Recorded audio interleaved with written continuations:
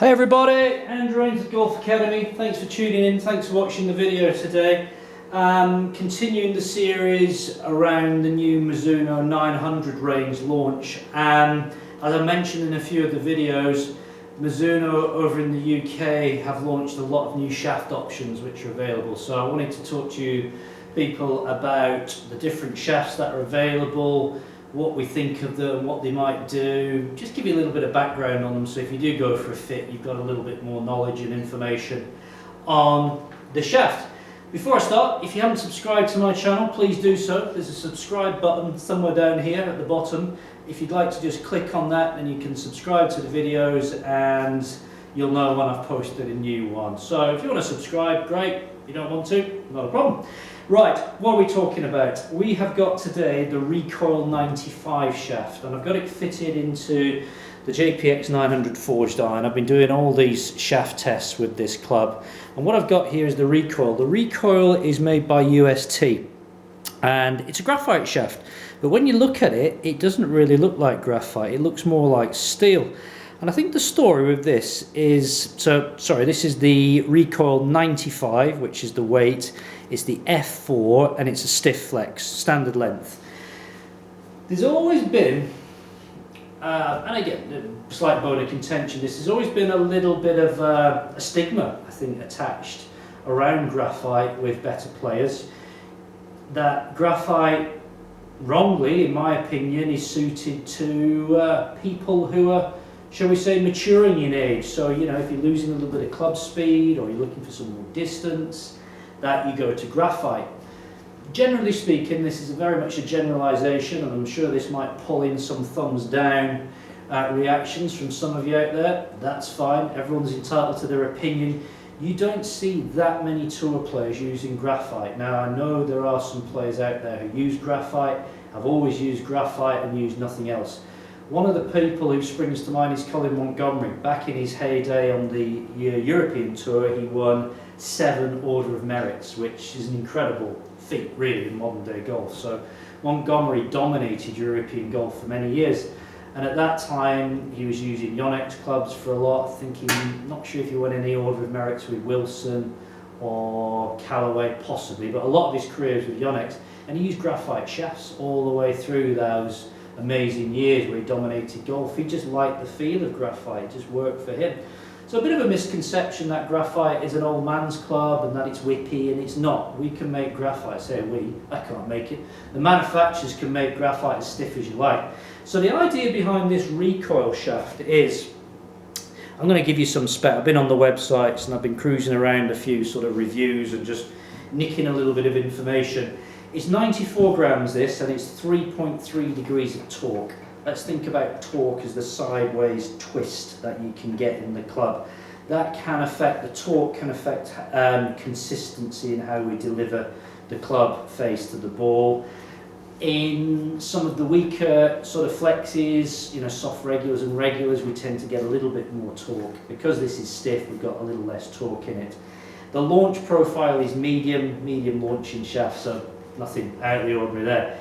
So this is what the company who produce it is saying about it. It's got a more efficient energy transfer than steel, and they're saying it's 67% more efficient than steel in transferring energy.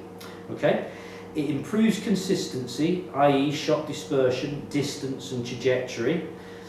One of the arguments I've heard against graphite before amongst some players is that every now and again you get this like flyer with graphite and the ball just goes that little bit further. So in testing, which I'll show you in a minute, I didn't see that sort of jumper where the ball carries another 10 yards. It was very consistent really in terms of distance control.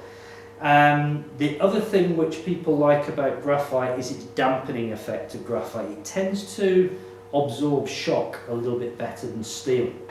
That's one of the big properties of graphite. So people who are carrying some injury, whatever it might be, find that graphite just absorbs shock. It's got new layering technology, so the feel and the performance feels a little bit more like steel, but it is absorbing the shock a little bit better. So that's kind of the spec on this. What did I think of it? Well, I hit a lot of shots with this club, just trying to get some numbers which were comparative.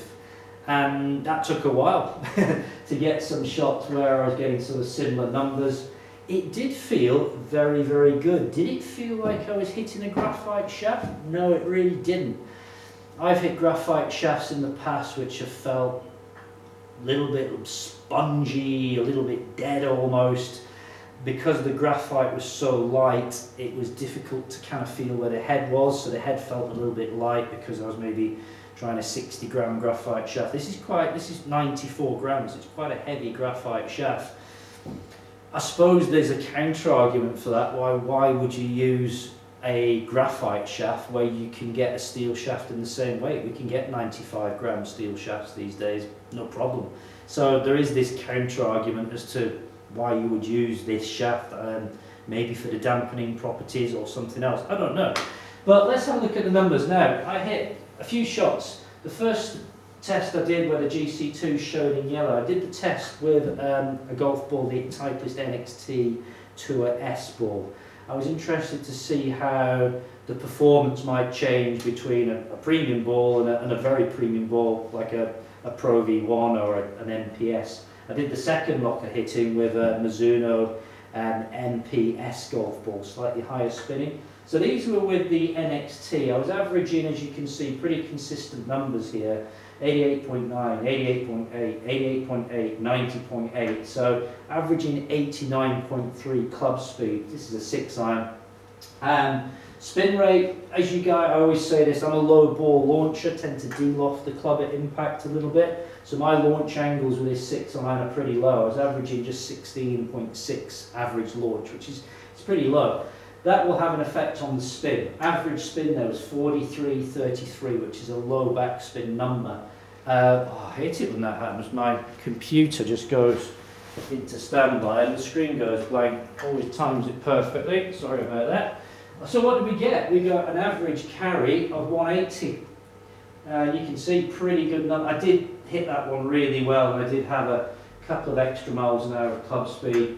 But these three, 178, 177, 179, you know, in terms of distance and dispersion, they were very much under control. Then I changed balls to the Mizuno MPS, a slightly softer, higher spinning ball. Spin rate did go up. It went from an average of 4.3 to 4.8, so I gained 500 revs of spin, which is fairly significant. I think that's the ball, definitely the ball. Launch angle was lower, well 16.6, 16.1. Club speeds, I was starting to warm up a little bit more now, so I was up into the 90s consistently. And looking at carry distances, 182, a 180, 177, average 193. I was averaging 194 with the NXT.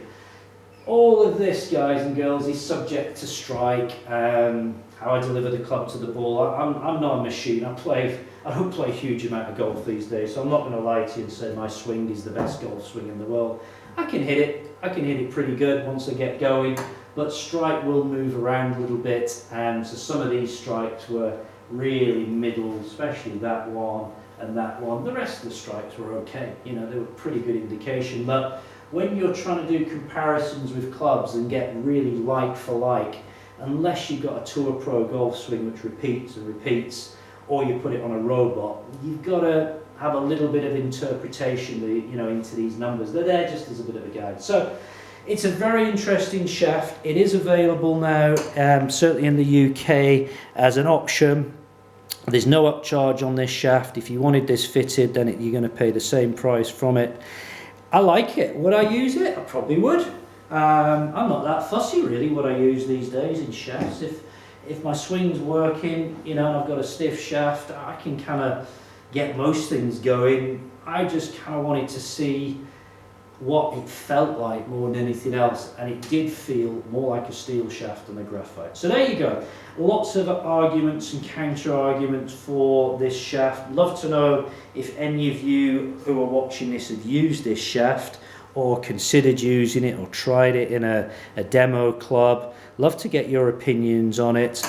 Post comments down below if you don't mind. I'll try and reply to most of them, but sometimes I just don't get the time to reply to all of them. So I do appreciate you making the comments, and I'd love to reply to every one of them, but sometimes there's just not enough hours in the day. So it's not that I'm ignoring you, it's just I haven't got time to reply to them all, but I'll try.